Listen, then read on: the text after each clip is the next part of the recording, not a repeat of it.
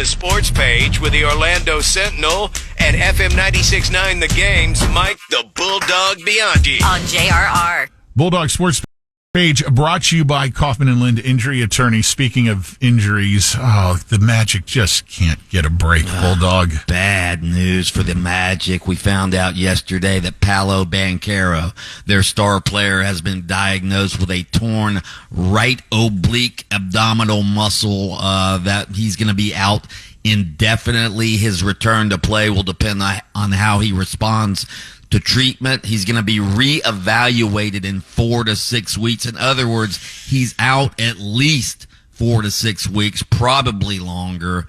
Not good news for the Magic. Obviously, he was playing like an all-NBA player. He just scored a team-high 31 in their last game against the Bulls. That came 2 days after Paolo became the youngest player in franchise history to score a record 50 points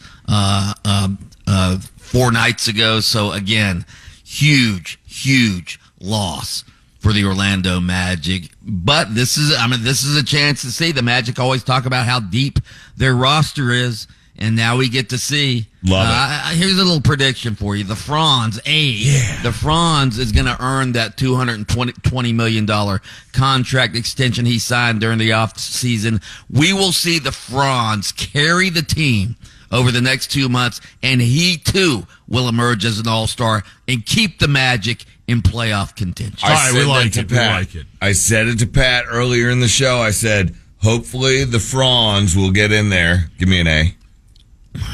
Hey. I said, hopefully the Franz will carry them to make it in the playoffs, and then we have Paolo just put some duct tape on the oblique and come back in, Duct tape, yeah. Hey, Thursday Night Football, what the hell? The Jets top the Texans?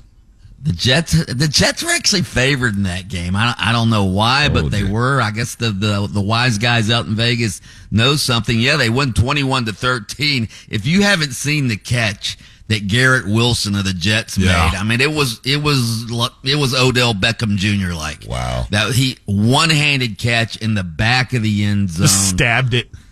Yeah, stabbed it. Looked like he was originally ruled out of bounds, and then they replayed it, and his shin just got in, it appeared. Plus, I think the refs were thinking like, hey, that was such a great catch. We got to just say it was good. And let's avoid a riot. But yeah, Jets win. Aaron Rodgers throws 3 touchdown passes. They'd lost 5 straight games. So some good news for the Jets. By the way, another one of those blunder plays last night. I don't know if you guys were watching, but one of the Jets receivers, Malachi Corley, all right, he takes a little reverse from Aaron Rodgers, goes 19 yards for a touchdown, but he drops the ball before he crosses the goal line so he can start celebrating. Yeah. How many times have we seen this movie? And how do you do that when you're a pro player making that much money? Yes. Right. God. So, football this weekend, obviously the big game in Orlando, the space game, UCF against Arizona. UCF's actually favored again. They were favored last week against BYU. They're favored by 6.5 against Arizona. Arizona not playing well either. They've lost 4 in a row. UCF's lost 5 in a row. Gus Malzahn made all of those changes this week, so we'll see if that works. Quit favoring us. Quit favoring UCF. Right. Yeah. Right. Yeah, if I were a betting man, I would certainly take the 6.5. I just don't trust UCF right now. But hopefully they can get back on track, win 3 of the last 4, and get to a bowl game. North Carolina's at FSU. Who cares about that game? FSU's 1-7. Duke at Miami. Miami's favored by 20.5. And Manny Diaz coming back to, That's right. Yeah, you got to keep an eye on this one. I know a lot of people are like, oh, whatever. No, you keep an eye on that one. Yeah, especially the way Miami has been playing a lot of close games this year. Hey, Dog, are you going to the cocktail party? The dog will be at the cocktail party tomorrow. Georgia against Florida. Georgia favored by 14.5. Watch out for this game as well. Georgia's not as dominant as they've been in the past. They struggled to beat Kentucky. Florida clobbered Kentucky. Georgia struggled to beat Mississippi State. Florida clobbered Mississippi State. Now Georgia, of course, is coming off that win over Texas.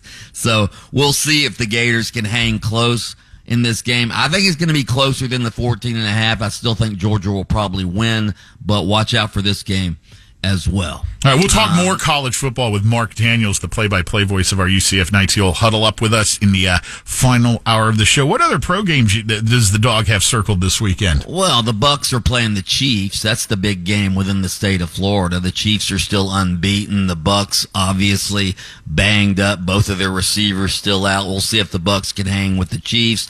The Dolphins play the Bills. They don't have much luck when they play the Bills. That's at Buffalo. Buffalo, yeah. Hey, watch out for this, by the way. If the Dolphins lose this game, I wouldn't be surprised if Tyreek Hill is traded at the trade deadline on Tuesday. Because the Dolphins will be 2-6, and they might start building toward the future if they lose this game. My Jags take on the Eagles. Eagles should take care of the Jags fairly easily. So those are the three big in-state games. A couple of other games to watch. Denver at Baltimore. Denver playing surprisingly well. And Detroit at Green Bay. Your meatheads. And I'm interested to see old Joe Flacco starting this weekend. The Colts are playing the Vikings, and the Colts are still in the playoff hunt. They're starting Joe Flacco because they don't think Anthony Richardson's good enough to take him to the playoffs. Wow. So we'll see what happens. Magic in Cleveland tonight. We'll see how that goes. It'll be the first test, since yeah. And then Lightning are in Minnesota. Do we want? Is anything happening from the F1 desk? We got the. Well, hold on. Orlando City's in the playoffs tonight. Playoffs, yeah. They're at Charlotte. They can close out Charlotte tonight. If they close out Charlotte tonight in the best of three, they're probably going to be playing Inter Miami next week. So which will be isn't that one Sunday if it happens?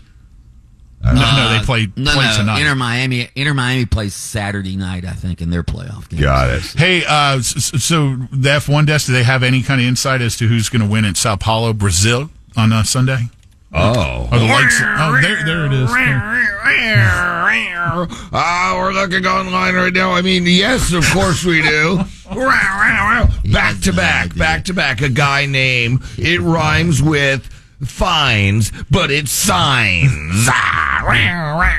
Thank you, F1 desk. And then, high tech. Do you hear that? How big the rev was that time? Yes. Short track at Martinsville on Sunday afternoon for NASCAR. Shortest track in the circuit, and it's the last race before the Championship 4 next week in Phoenix. So there's going to be some banging to get into the Final Four.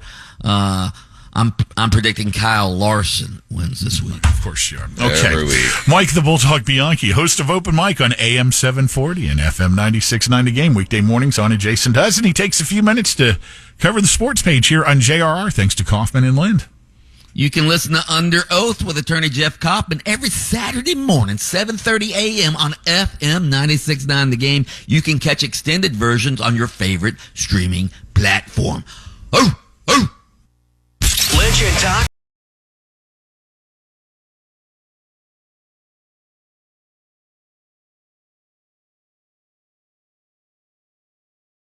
Are always on demand. Download their podcast daily on our free iHeartRadio app. Get it now at WJRR.com. From the Bogan Munson